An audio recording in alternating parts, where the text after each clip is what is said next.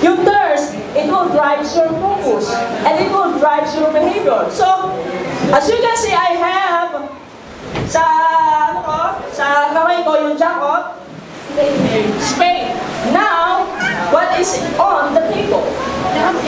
Ha? Are you sure? Sigurado? Okay. Pag hindi mo pinalitan, we're in. Ang card na to ay, of course, jack of spade. So, madali lang mag-focus sa isang bagay, di ba? Right. Like for example, we are focusing on one guy, di ba? Pero pag sinamahan na natin ngayon ng isa, wherein I have 1 and 2 cards here. So, try to focus.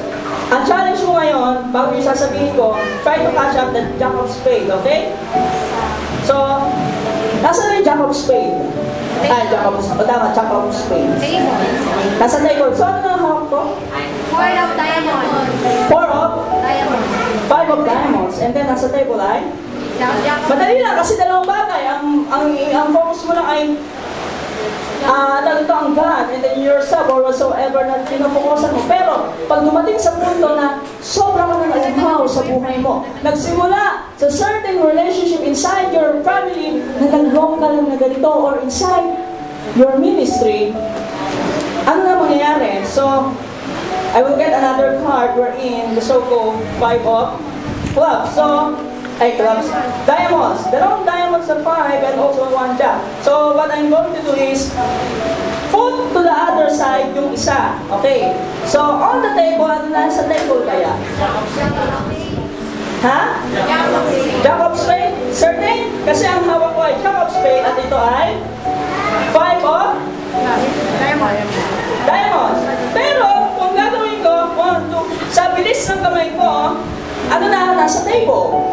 5 of diamonds. Pero pag hindi ka nag-focus sa buhay mo mangyayari, matulugan kita.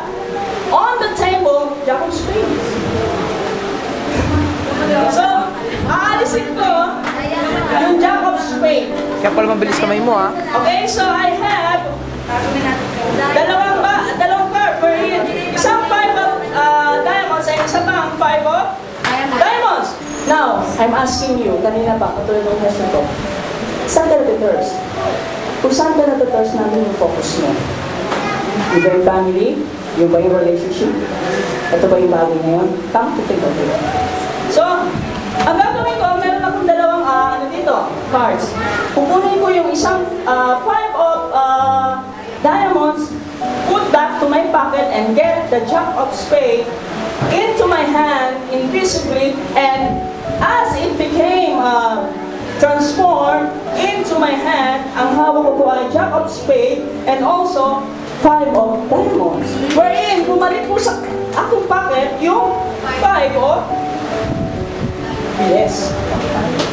Alam niyo po, ganito po yung nangyayari sa buhay natin. Kapag may mga bagay tayong namimiss at hindi na natin pinafokusan, what happened is, okay, may dalawa ko ditong hawak na 5 of diamonds. Ano po yung nasa table? Jack of spade. But because we are focused upon our lives, not to God, nawawala na si God. And Diamond. isineset aside natin ang God to find that thirst na nararamdaman natin to other things. Like for example, ngayon, ang hindi ako nilong. Jesus Christ Himself also ay nakaranas na pagkauhaw. Like what I said, nasa pusa ko yung jack of spade. Okay, I have a challenge for you. Ano yung nasa table? Ha? Jack of spade. Spade.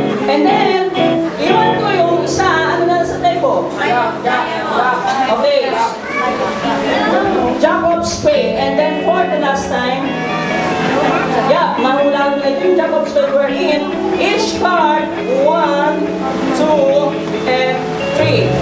Every single card, 1, 2, and 3 is completely jack of spades.